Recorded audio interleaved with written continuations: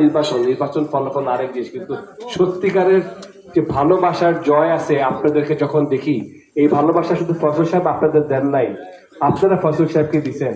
এই জন্য আজকে ফজল সাহেবের সন্তান হিসেবে দেখেন আমি আপনাদের সামনে আসছি। আজকে আপনারা আমার সামনে অনেক কিছু চাইছেন, লেখে নিছি বলবো না, এই খাতার মধ্যে যেখানে যেখানে যাই, কারণ মুনাফিক হয়ে মরতে চাই না। নির্বাচনে অনেক মানুষ আশা করে আমার ভোট দিবে, আমি দুষ্ট লোকের মতো মিষ্টি কথা ভোট দিয়ে যাবো। যেখানে যেখানে যাই সব লেখে রাখি আল্লাহ, ইনশাল্লাহ আল্লাহর উপর ভরসা বলতে পারি। আসরের নামাজের আগে ইনশাল্লাহ শুভ দিন সামনে আসতেছে, আপনার জয়যুক্ত হবে। আপনাদের যে সমস্যাগুলো আছে ইনশাল্লাহ লেখে রাখতেছি, একটা সমাধান করবো। আজকে আপনারা বলছেন রোডের রাস্তার কথা বলছেন, ব্রিজের কথা বলছেন, তারপর বোর্জাস থেকে যে 250 গ্রামের যে ওনার কথা বলছেন, আপনি যে আপনার বাড়িতে যাওয়ার কথা, বোর্জাসের মসজিদের কথা বলছেন, কালিকাপুর হাই স্কুলকে কলেজে যাওয়ার কথা বলছেন, মাদ্রাসার কথা বলছেন, আপনারা বলছেন সব লিখে রাখছি। আমি প্রশ্ন রাখতে চাই, কি অধিকারে আপনারা আমি কে? আমি তো অতি সাধারণ সামান্য নগণ্য একটা মানুষ।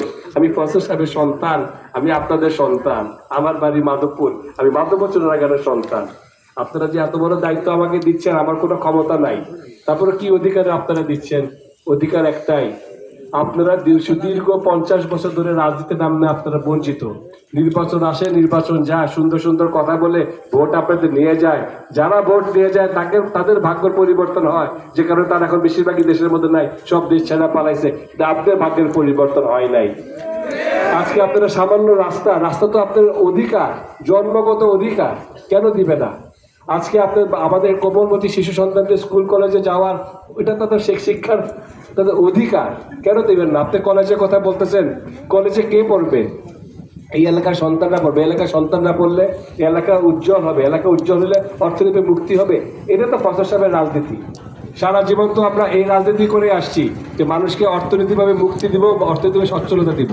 তা আপনারা যখন আমাকে বলেন তখন আমি অবাক হয়ে যাই, কিন্তু এটাও বুঝি আপনারা যে অধিকার করে আমাকে বলছেন সেই অধিকার হচ্ছে আমি ফজল সাহেবের সন্তান।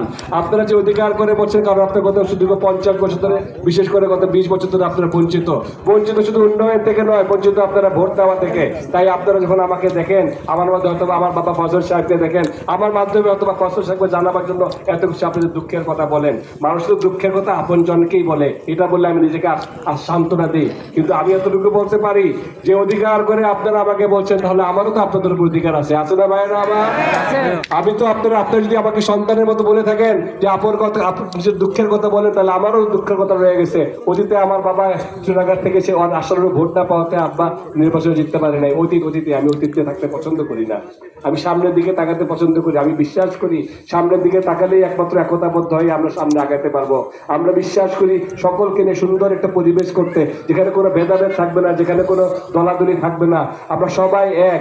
আপনার আমার দলের মধ্যে বিভেদ থাকতে পারে, কিন্তু আমি এতটুকু জানি আমার বাবা ফজল সাহেবের সাথে কারো কোনো মতভেদ নাই, কোনো ভেদাভেদ নাই।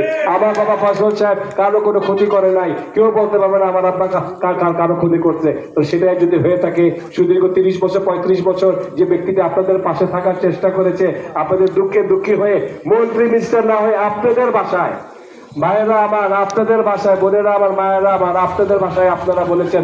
আমার বাবা মন্ত্রীও ছিল না, এমপিও ছিল না, তারপরে যে খোয়াই নদীর উপর যে ব্রিজগুলো আছে, 2টা ব্রিজ করছে, একটা আমার চাচা করছে, সম্ভবত 3টা ব্রিজ সরকার থেকে এনে করে দিছে, পৌরসভা করে দিছে, তারপর রাস্তা করে দিছে, এরকম অসংখ্য হাসপাতাল করে দিছে।